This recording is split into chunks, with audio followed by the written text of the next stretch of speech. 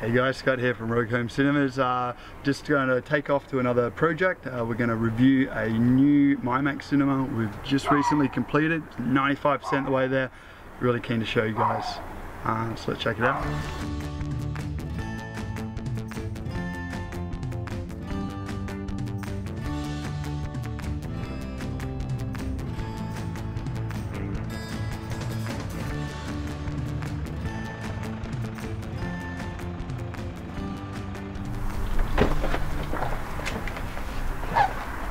See how it goes. We're in a suburb just out of Perth.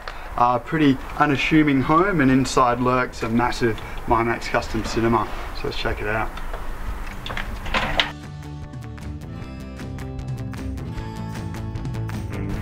Going big means going big on the candy bar and the wine.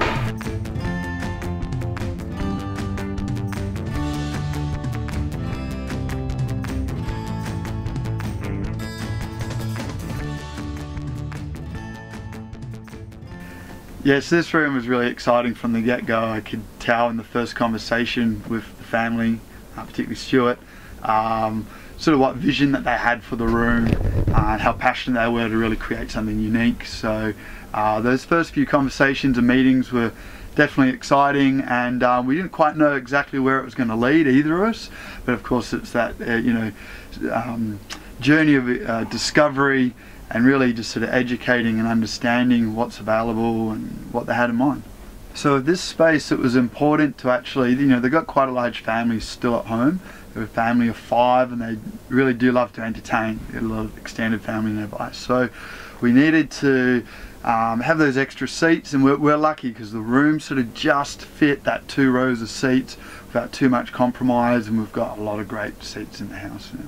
So the design aesthetic was really important, and we obviously really love the design based on performance, which is a darker room, so when the video is on, it's the main focus. But there's plenty of ways we can add some fun into this space, and when we're looking at the screen, it means the back wall is never in view and there's never a distraction, and color and some real wow factor when walking into the room was really important. So we got that for the back artwork, because the door does enter towards more the front. So in fact you can see this artwork as you walk down the hallway at the home, which I love that, because it's like, what is in there? And then of course the LED, the color lighting, can just really highlight the features and add a whole mystique to the room. So the lighting was another really big aspect to this space, and we've managed to find a lot of new tricky little ways of putting lights in, which have absolutely paid off. A lot of work. There's a lot of channels. There's like 40 channels of individual lights, and yeah, the end result's just phenomenal. So the performance aspects of the rooms, really important. Obviously the client wants maximal value for money, and they want to, when they're putting in good dollars, they want a return. Though ourselves as designers and calibrators, we can see what performance is there. We know what we're missing out on if it's not. So it's really about pushing and squeezing to a level which even maybe the client doesn't even know it's possible. So we've been really striving hard and working with particularly the projection manufacturer, Barco. It's a whole new technology. It's laser projection. It's a new chipset. It's even new for the manufacturer. So we're working with those guys with calibration and various software. So that was a bit of a challenge, and we've actually got some new exciting software around the corner where even those guys are hitting new limits, and this room's gonna step up another level again. Obviously movies have always been about the big screen. That's how it all started, and nothing has changed. So we wanted to get a seriously big immersive screen to suit both rows, not just the front row. It still needed to be big for the back row as well. So we needed to explore where and how we could install the projector, because often a projector in the same room simply isn't going to have the right lens throw distances to suit that audience space or viewing distance. So we've actually installed the projector behind the room, above the room behind us, in the roof space, and we've had to then design a projection box and a cooling system to bring cool air from this room into the projection box, and a fan system to exhaust again. So it's really quite complex having to design a completely, you know, dust and cool airflow environment for the projector. That was tough, but you know, totally worth the effort, because we've got a massive 3.3 meter wide screen now in a room inside 5 meters of length, and yeah, well worth it. Yeah, so a room like this can still expand and upgrade. Obviously we know technology is going to evolve, particularly in video and certainly in source componentry, so that's the bits we plug in. It could be a new gaming system, a new Apple TV, and that's all quite modular. The sound performance in here or the audio is all based on some rock solid foundations, and that's actually one of the most important parts of any system, is actually building it on what is fundamentally correct, and that doesn't change. We see people chop and change audio systems all the time, and it's like, well, if you get the foundations right, you know, you're most of the way there. Though we've got many speakers built into the room, we've kind of maxed out. We've got 13 in here, which is pretty sufficient for the number of rows and the size of the space. And we've got an audio processor that's really the brains and the brawn of the audio system. And now the boards, the electronic boards on that are actually modular, and we're actually already expecting an upgrade board in only a few months to actually allow this room to run the ultra high definition standard for up to 8 devices. Currently it's just 2. So we're looking forward to that expansion, and you know, because Apple, gaming, Blu-rays, the beautiful Kaleidoscope player in here, they're all ultra spec, and that's happened just like that, and the manufacturers have given us that ability to upgrade. So obviously the big impact of audio is going to be the bass, and you get the bass right, everyone can appreciate it. And when the bass is bad, you know, everyone notices. Even grandma can experience, you know, bad bass in a system. So that's really important. And when you're trying to look after so many seats, we want the experience to be similar over all the seats, which is a challenge because we do have seats on the back wall, so there's naturally going to be a bit more gain or impact on the back row than the front row.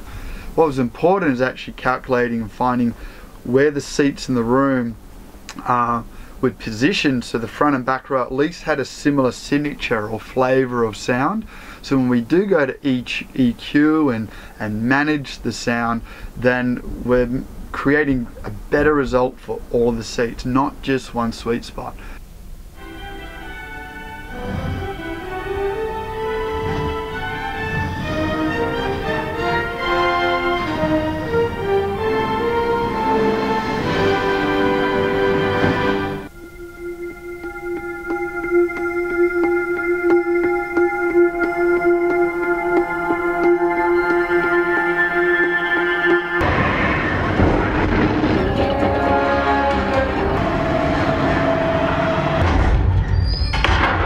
So this room's got a lot of equipment, a lot of power running through it, and the last thing we need is a nasty public power supply upsetting all the work that we've done.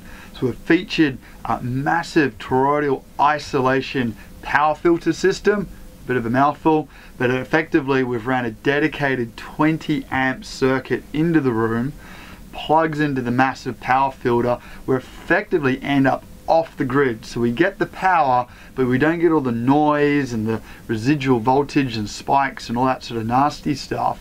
We get beautiful clean power, and we've got the projector, the sub amps, the audio processors, all the source components running from pristine power, and that allows us to turn it up to 11 and just hear the soundtrack exactly as we're intended, and the noise is left behind.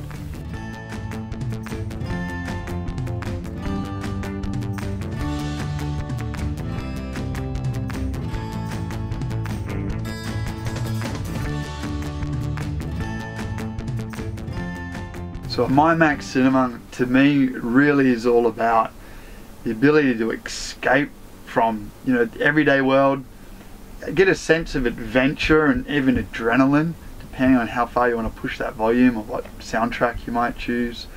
You know, you can really transcend your mood and go to another place through, you know, the art of stories and music, which is what these rooms are all about. Personally, you know, I love adventure, I love adrenaline, I love sports, I like pushing the limits out there, and why not do that at home? So there's no other way I can think of actually having that experience at home without having to actually go and do something physically crazy. Hey guys, so thanks for visiting with me. It was another MyMax Home Cinema by Rogue Home Cinema. Do hit the subscribe button and the bell so you can keep a check on the next videos. There's more coming soon. So the objective of a home cinema that we wanted, that was dear to our hearts, was having a room to escape to. What was the hardest part about designing this room for yourself? Well, Scott's assistance was first class. Various points of key decision making was number of chairs, whether to put in a 9th chair or have some kind of functional amenity spot there. But everything else was pretty much straightforward. We really enjoyed hunting for the rear wall art. We googled terms such as 1930s cinema facade, Art Deco cinema facades.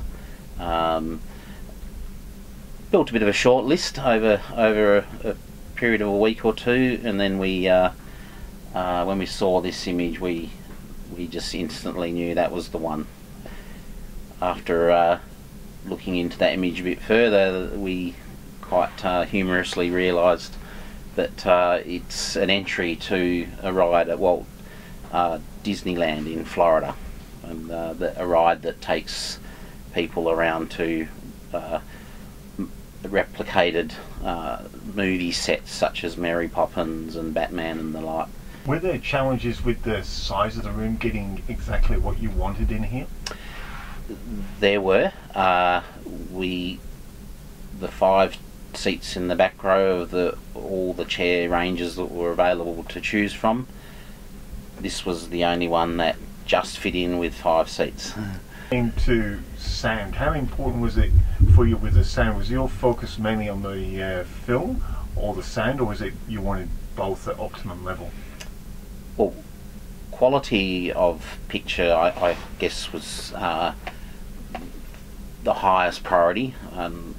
We think the room has certainly delivered that, and the front edge technology of the laser projector is performing fantastically. Couldn't be any more impressed. It's absolutely brilliant.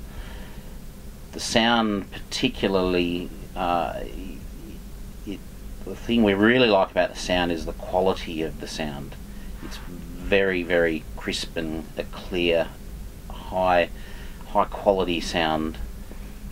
I've probably regarded myself as having more sensitive hearing than, say, the average person, but even on a 90% volume level, the sound level in this room just doesn't bother me at all, and I think that's a reflection of the crisp quality of the sound.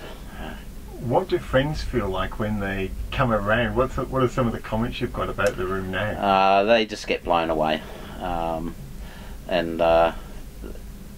achieve that objective of being immersed into the room, becoming a part of the room, and that's what we really wanted to achieve, and we certainly achieved that. And even though at the moment it is summer, and friends come around, I tell them to bring a jumper, because we will have that air conditioner on a cool setting, and which is all part of what we wanted to achieve.